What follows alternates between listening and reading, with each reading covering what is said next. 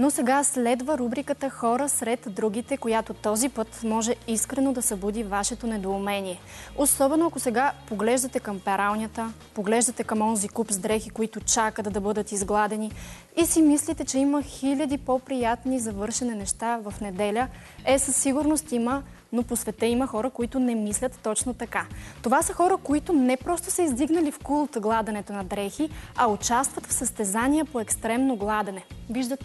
Ще видите сега много малко кадри, много малка част от кадрите от едно такова състезание през 2002 година, в което хората трябва да минат няколко кръга с препятствия.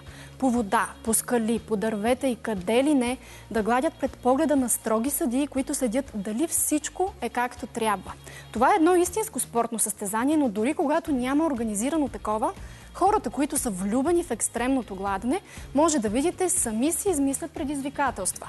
Тръгват с ютията и дъската си за гладене в най-неподходящата точка на света за това и запечатват този момент със снимка. Ако се питате дали наистина гладят, сега отговорът, разбира се, е не, защото ютията им няма как да бъде включена в тока. Правят го, защото го намират за интересно. И да бъда съвсем искрена с вас, когато разбрах за това хоби, един въпрос изникна в съзнанието ми. На кого му хрумва да създаде такъв спорт? Ще ви разкажа и за това. Но първо, вижте един от хората, които катерят хиляди метри височина с дъска за гладене на гърба си. Един истински маняк на тема екстремно гладене. Чуйте го. Когато чух за екстремното гладене, първата ми мисъл беше: трябва да го направя. В планината, на която по принцип си ходя, има пощенска кутия на върха. Един ден имаше много сняг, беше много студено и реших, че освен да отида горе да проверя пощата, може да отметна някои неща от моя списък за сбъдване на желания. Взех дъската за гладене, раницата, ютията и тръгнах. Върхът е на близо 1500 метра. Раницата ми беше около 20 кг, дъската за гладене също си тежи, така че си беше една доста добра тренировка. Носих си и допълнителни дрехи, съвсем умишлено. И когато стигнах до върха, извадих си дъската за гладене и погладих малко. Да, мога и вкъщи да го направя, но в моя апартамент не е достатъчно екстремно и тук нямам особено желание. Много приятели ми писаха, след като качих снимката, и ми казаха: "Ерик, имаме нужда от обяснение. Какво правиш?" А и по пътя към върха, тъй като това е много известен маршрут, има много хора и постоянно получавах интересни въпроси. Точно това исках. Това е една от причините да избера точно тази планина, тъй като тя е много популярна.